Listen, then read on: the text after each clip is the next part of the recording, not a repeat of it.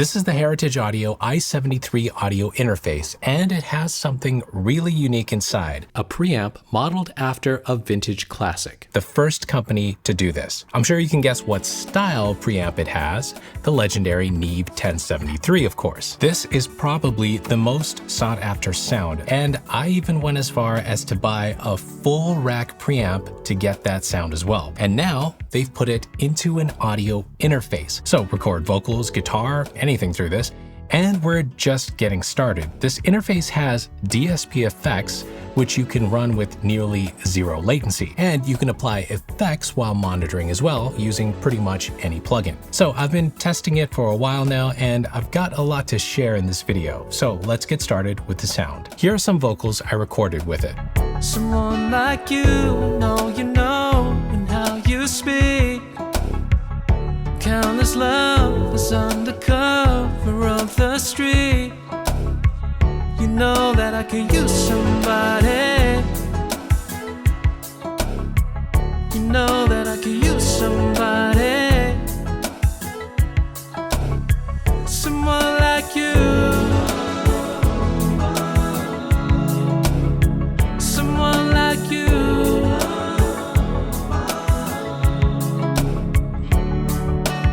Someone like you and all you know and how you speak. Countless lovers under cover of the street. Now, this is just the standard sound from the i73 using that 1073 style preamp built in. I think it sounds pretty good. And you can dial in the character. I'll give you some examples of different settings later in the video. Oh, and we'll also explore the plugins that come with the i73 later as well. But first, what is that 1073 sound, and should it matter to you? The 1073 has been used in countless recordings over the years and is still used in major studios today. The character it gives has been described as round, thick, and musically colored. Basically, this is just going to get you closer to the sound that you've probably heard on lots of popular songs. And if that matters to you, then something like this is going to be interesting. It's meant to color the sound of vocals, guitars, or whatever you put through it. Now, Heritage Audio is already well known for their 73 style hardware, so putting that same circuitry directly into this interface is pretty cool if you ask me. In fact, this is one of the things that really got me excited at NAMM this year. So let's compare the vocals I just recorded with another preamp I own, the BAE 1073. It's a very highly regarded 1073 style preamp and costs a lot more than the i73. Someone like you and all you know and how you speak. Countless lovers under cover of the street. Someone like you and all you know and how you speak. Countless lovers under cover of the street. So I think they both convey a similar character, but to varying degrees, if you know what I mean. The BAE seems to get the same tone of sound. What do you think of the difference in sound? Is it worth spending more for the BAE 1073 sound, or does the Heritage i73 have enough character? Comment below. And to give you some context, here's the sound of the same mic recorded straight through my daily audio interface with no preamp coloration. Countless lovers under cover of the street. Countless lovers under cover of the street. Honestly, it's pretty subtle, but for people looking for that character, one of these types of preamps may give it to you. If you're looking for a night and day difference, that's not what you're going to get here. I think the sound from real analog transformers is different. In fact, that's the reason I bought my BAE 1073. It's the one piece of outboard gear that truly gives a unique sound compared to the plugins that try to emulate it. I can hear the difference. And having that analog sound built into a small interface like the i73 is unique and pretty exciting to me. And it's much more portable than something like that rack preamp. Okay, so we have to try the DSP plugins, but first, if this video is interesting or useful, can you help me out by hitting the subscribe button? It's totally free and it would help me reach my 1 million subscriber goal. We're at 478,000 right now, and every click of the subscribe button helps me bring more content and value to you. Okay, so the i73 comes in 3 models. This is the Pro 1 with 2 ins and 4 outs. You have one mic/line input and a high-Z guitar input in the front. On the back, there are a pair of monitor outputs, and the other 2 outputs will show up in your DAW. The 4 outputs give you the option of recording both the DSP effect sound and the dry sound simultaneously. This is nice if you don't want to commit to the DSP plugin effect. The Pro 1 is $649. Heritage also makes a Pro 2 model with 2 mic inputs in the back, and they have a Pro Edge, the top tier interface with 12 ins and 16 outs, and that has ADAT as well. For most home or small studios, I think the middle tier, the Pro 2, is a good option because you get the 2 inputs, which means you can run 2 1073 style preamps at once, which makes sense if you're buying this in the first place. So connect this interface to a Mac or Windows computer, and you can record a mic, guitar with the high-Z input, or a synth, output to your speakers, and connect headphones. Let's take a look around this interface. On the front, you've got the high-Z guitar input and headphones output. On the back, you've got a USB-C port, power and power switch, a MIDI in/out port, monitor outputs, a TRS line input for line level, and an XLR/TRS input. Now, on the top, I want to address this thing first.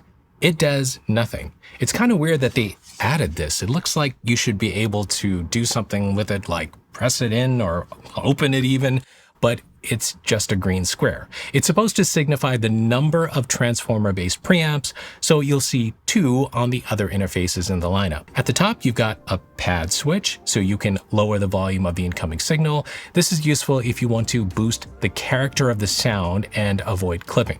You have a phase switch as well, and the 48V phantom power button for condenser mics. On the right, you have the ability to switch to mono, a mute button, and a dim switch as well to reduce output by -20 decibels. The large knob below has 2 rings actually. The outer ring controls your headphones volume, and the inner ring controls your speaker, your monitor's volume. And on the left, we have the most interesting control, the input gain. This is where the 1073 character comes in and adds more of that vibe the higher you go. And the output controls below let you adjust the output of the signal. So using both of these in tandem controls the gain and character. So let's listen to what these do to the sound. By the way, I'm using an Austrian Audio OC16 condenser microphone for the examples you've heard so far. I'll connect a different mic next so you can hear something else. Okay, so far we've just explored the default character of the preamp, but there's a lot more you can do by using the DSP plugin power built into this interface. So the i73 interface comes with software, a virtual mixer that lets you control the interface remotely from your computer and also apply effects. This software allows you to load DSP plugins, monitoring effects, and also record both wet and dry signals. On the left side, you have the channels for the i73 interface's input. You can adjust things like stereo field, and these knobs let you control how much of your signal is being routed to the aux channels. You can load DSP plugins in the slots up here. Right now, Heritage Audio has 6 effects, and they can all be used as native plugins as well, meaning you can load them right into your DAW. And 4 of them can be used as DSP plugins as well, meaning you can run them directly from the interface's power so they can be affecting the sound before the sound even reaches your DAW. Now, you can't talk about 1073s without thinking about EQ. And while it would have been awesome if they had included EQ right on the hardware itself, at least they've offered it in plugin form.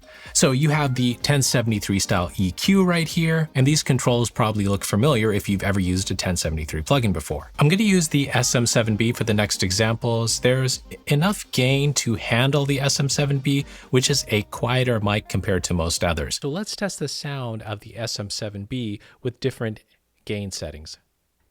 A little louder, adjust the output all the way up. So now you're hearing gain all the way up, and you can adjust the output separately. All right, so let's adjust these a bit. I've been rolling around, always looking down, and all I see, painted faces fill the places I can't reach. You know that I could use somebody. You also have two styles of amps, one for bass and the other for guitar. And they also have a tape saturation DSP plugin as well. The other two native plugins are a tape delay plugin and a reverb plugin. Heritage says that they will continue adding plugins in the future.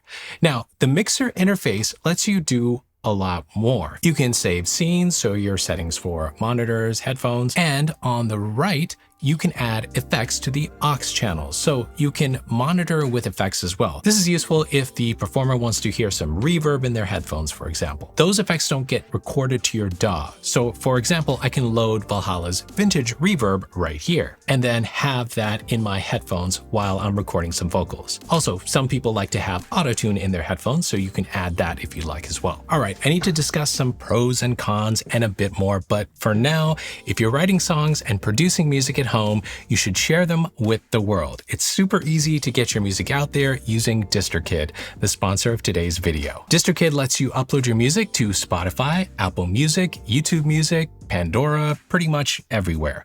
Best of all, they make it really easy. Just upload your track, add some artwork, and they do the rest. DistroKid also collects earnings for you when your listeners play or purchase your music, and they help you market your music with tools built right in. A hyperfollow page lets you share your latest music with your friends on Facebook or anywhere you can share a link, and they can easily follow you to get notified of your upcoming releases. I've actually created 2 dedicated videos on DistroKid to give you all the details about how it works, how you upload, and how you get paid. You can watch those videos right here. And if you're ready to sign up, I'll include a link in the video description that'll give you 7% off your first year of membership. All right, a word about build quality. I have to say I like it. The body is very sturdy. The buttons and knobs have the feel of a real vintage 1073, and I think that's what they're going for in this color scheme as well.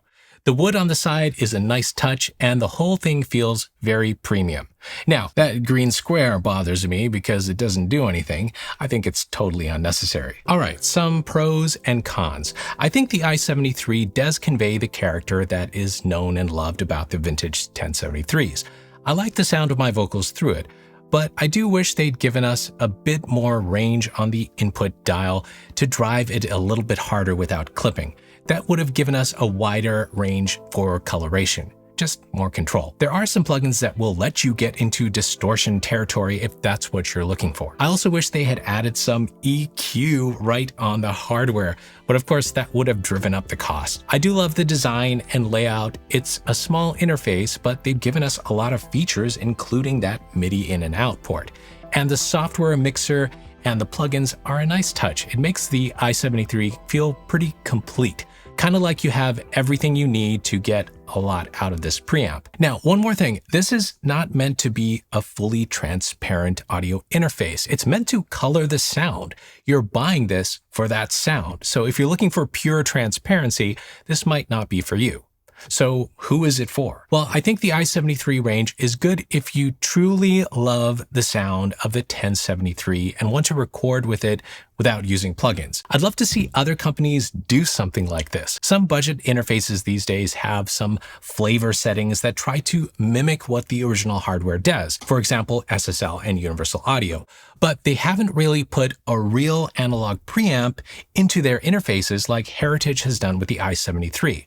Now, the price of the i73 is definitely not in budget territory. You're paying for the character that it adds. So keep that in mind. Now, if you already have an interface you love, you can get the same 1073 sound by buying an outboard preamp. Heritage Audio even makes some that you can look at, and there's some great ones from Great River or BAE like I have.